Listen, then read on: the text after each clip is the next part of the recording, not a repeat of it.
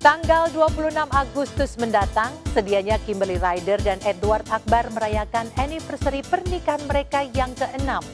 Namun momen romantis nyaris mustahil digelar, lantaran mereka tengah menjalani proses cerai dan terlibat perseteruan di Polres Metro Jakarta Selatan.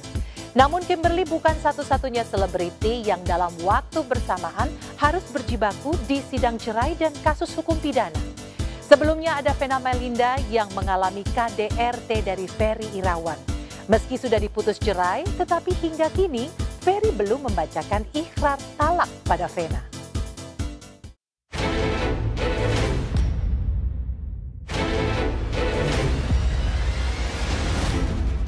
Pasangan Kimberly Ryder dan Edward Akbar menambah panjang daftar pasangan selebriti yang sebelumnya getol pamer kebucinan.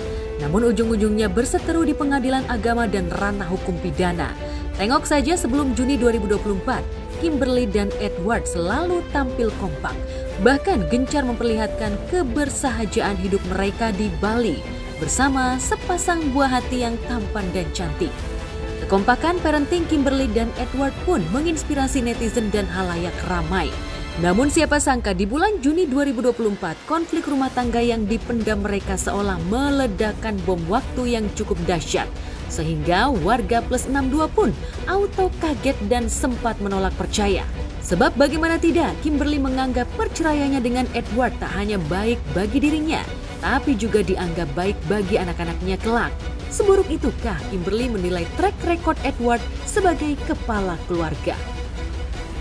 Karena dari aku tetap stick dengan gugatan awal, jadi dari dianya ya udah semuanya dia tidak disetujui aja. Saya kasihan aja juga gitu loh, maksudnya dalam arti kata disayangkan. Tapi menurut saya ujian kok, karena ya saya juga bukan ustadz gitu ya. Tapi di mana-mana pernikahan itu adalah suatu hal yang suci, dan namanya bahtera rumah tangga itu pasti ada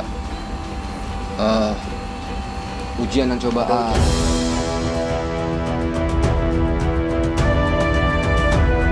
Ya, baru diungkap dan diakui belakangan, Edward tidak menafkahi keluarga kecilnya dengan layak. Setidaknya Kimberly yang pensiun sementara dari dunia hiburan demi membesarkan anak-anak seolah terpaksa comeback main film layar lebar demi memenuhi biaya hidup dan pendidikan anak-anaknya. Karena 2 mobil yang dibeli dari hasil jerih payahnya sendiri digelapkan oleh Edward, Kimberly memutuskan pulang ke rumah orang tuanya di Jakarta Utara. Lantas, menyelesaikan konfliknya dengan Edward di Pengadilan Agama dan Polres Metro Jakarta Selatan. Kimberly seolah ingin memenjarakan Edward lewat kasus penggelapan mobil. Benarkah mobil yang biasa dipakai mengantar jemput anak sekolah itu dijual diam-diam oleh Edward? Itu kan harta bersama, jelas menikah tahun 2018 Agustus dan dibeli Desember. Dan itu jelas harta bersama, jadi unsur penggelapannya ada di mana? Ya boleh-boleh aja ya, jadi sekarang tuh kita ambil sisi positifnya aja gitu. Naik angkot, naik bajai, naik transportasi umum gak apa-apa gitu loh. Cuman ada saat-saat dimana kayak amit-amit ya butuh mobil yang udah ada atau transportasi yang sudah ada gitu loh, ready to use. Masalahnya di sini adalah mobilnya itu ada, bukannya kita nggak punya mobil, dan mobilnya juga ada 2 gitu loh, dan dia dua-duanya dia yang megang.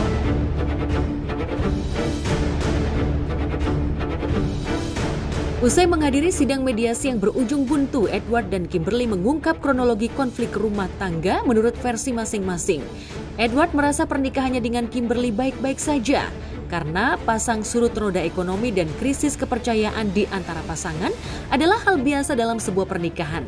Sementara Kimberly tidak terima kedua orang tuanya seolah dituding sebagai provokator di balik gugatan cerai dan laporan polisi yang dilayangkannya. Menurut Kimberly, ia sudah cukup bersabar menghadapi Edward yang terus-menerus bersikap seperti korban. Gak ada loh intervensi sama sekali. ini benar-benar murni keinginan aku sendiri karena sudah melewati ini sudah lumayan lama dan aku udah gede loh, udah dewasa gitu loh, I can make my own decisions gitu. Jadi dari keluarga itu dia mungkin merasa ikut campur tuh karena aku udah di titik paling ujung banget nih, udah butuh bantuan keluarga nih. Nah makanya akhirnya keluarganya masuk gitu. Sebetulnya sederhana itu kan relatif ya. Sederhana itu sesuai kemampuan suami. Enggak sih sebenarnya, aku dari dulu juga aku diajarkan sama orang tua aku untuk hidup sederhana, makanya kan aku nggak pernah yang wah bling apa segala enggak gitu loh. Emang dari dulu ya emang gini-gini aja. Terlalu sederhana atau gimana? Ya itu sebenarnya gimana ya. Seolah kepalang basah, Kimberly mengungkap aib yang selama ini berusaha disembunyikannya. Artis berdarah Inggris itu mengaku membayar cicilan rumah mereka di Bali, meski AJB rumah itu atas nama Edward. Edward pun mengaku sudah meninggalkan rumah penuh kenangan itu karena tak mau diusik keluarga Kimberly. Ngomongin nggak ya? Diutarakan aja poin-poinnya aja. Itu rumah kan sebenarnya atas nama Edward. Cuman yang memang sebagian besar saya yang membiayai itu rumah. Perlu ditambahkan gitu sedikit loh. kenapa atas nama Edward, karena Kim ini seorang warga negara asing, Iya. berkenegaraan Inggris. Di hukum Indonesia kan tidak bisa seperti itu. Tapi kita juga mempunyai bukti-bukti semua, gitu. Aliran dananya dari mana? Dan rumah di Bali kan juga masih dalam penguasaan mereka. Saya sangat menyedihkan aja sih gitu. Kabarnya kini Edward tinggal di rumah kontrakan karena ia tidak mau merepotkan tantenya Tamara Blesensky yang juga bermukim di Bali. Edward yang tengah sakit saat menghadiri sidang cerai nyaris berlinang air mata ketika menceritakan getirnya hidup pasca berpisah dengan kedua buah hatinya. Saya yatim piatu, maka tadi ada ucapan bapak saya, Otto, itu almarhum. Kalau ibu saya udah meninggal tahun 2010. Dan itu saya punya ahli waris, saya anak satu-satunya, saya nggak perjuangkan apa-apa kok, uangnya fantastis, nggak ada, karena ibu saya pada saat keadaan tertentu sudah menandatangani sesuatu lah. Jadi bukti untuk masalah untuk mengenai materi, kayaknya secara nilai normatif jiwa sudah ketahuan dari hal itu. Mudah-mudahan semua bisa baik. Sorry saya kurang sehat. Ya iyalah, maksudnya saya kerja sebagai aktor, saya bukan artis, saya bukan selebritis. Saya aktor tulen. Teman-teman aktor juga tahu itu harus ditekankan.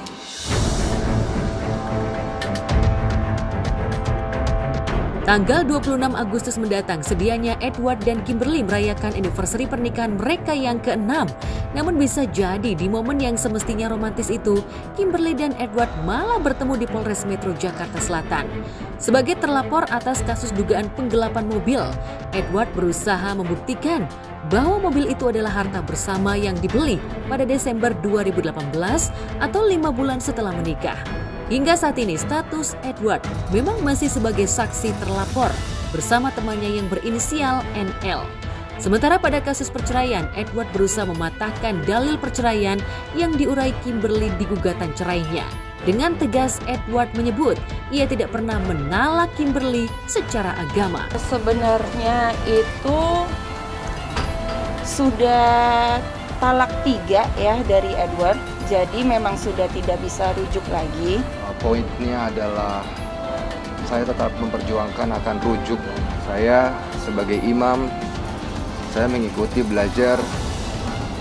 Quran dan hadis bahwa janganlah cerai.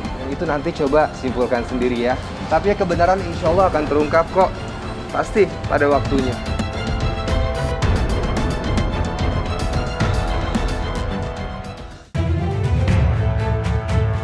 Status cerai secara resmi juga didambakan oleh Vena Melinda. artis dan politikus yang mengalami KDRT dari Ferry Irawan merasa belum resmi cerai dari laki-laki yang menikahinya pada 7 Maret 2022 itu. Pasalnya, meski Pengadilan Agama Jakarta Selatan sudah memutus perceraian mereka pada 3 Agustus 2023, Ferry belum mengucapkan ikrar talak. Dan sebelum mengucapkan ikrar talak, Ferry pun harus memenuhi putusan majelis hakim yang mengharuskannya membayarkan nafkah ida sebesar 60 juta rupiah kepada Vena.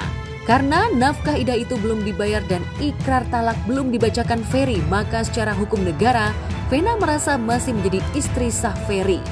Pasti sekarang Mama lebih lega, kelihatan lebih nggak terlalu stres ya kayak dulu. Tapi emang kan semua perlu proses. Dia tuh masih ngerasa, ya itu traumanya pasti masih ada, tapi kan lebih plong lah, jadi bisa ada orang untuk curhat. Bersama kuasa hukum barunya, Vena ingin mempercepat pengurusan perceraiannya dengan Ferry. Jika sampai November 2024 sesuai tenggat waktu yang diberikan majelis hakim, Ferry belum juga memenuhi kewajibannya, maka perceraian mereka dianggap batal dan Vena akan menggugat cerai Ferry. Jadi alhamdulillah, yang aku senang adalah semangat dari ibu-ibu, memberikan inspirasi kepada ibu-ibu bahwa women support women.